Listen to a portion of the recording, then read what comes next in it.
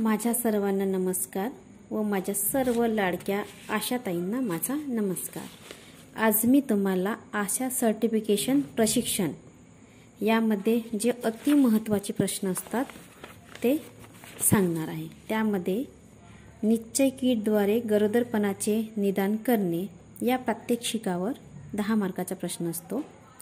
त्यामध्ये लाभार्थ्यांना निश्चय किट वापरण्यासाठी कोणती व कशी काळजी घ्यायची आहे याबद्दल सविस्तर माहिती द्यायची आहे। त्यामध्ये पहिलं पॉइंट आहे, लाभार्थ्यांनी सर्वप्रथम सकाळची लघवी स्वच्छ आणि कोरड्या अशा काचेच्या अथवा प्लास्टिकच्या बॉटलमध्ये घ्यावायची आहे।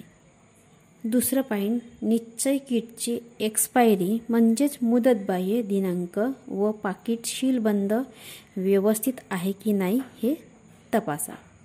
तिसरं, निश्चय किट समतल पृष्ठभागावर ठेवा। 4, लघवीचे 2 थेंब किटवरील शॅम्पल विहिरीमध्ये घ्या।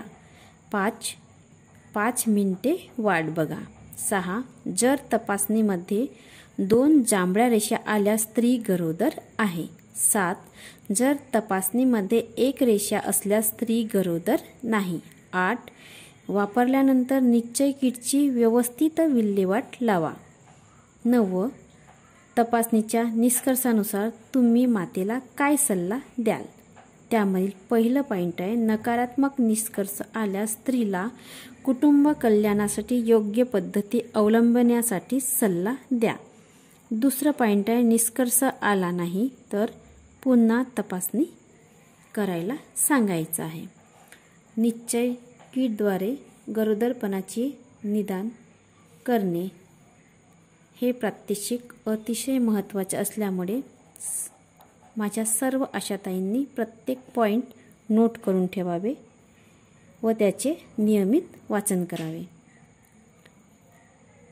व माझे व्हिडिओ जर आवडलं असेल तर मला लाईक करा, शेअर करा, सबस्क्राईब करा आणि माझ्या हातून ज्या चुका झाल्या असतील तर ते मला कमेंट करून सांगा ही विनंती।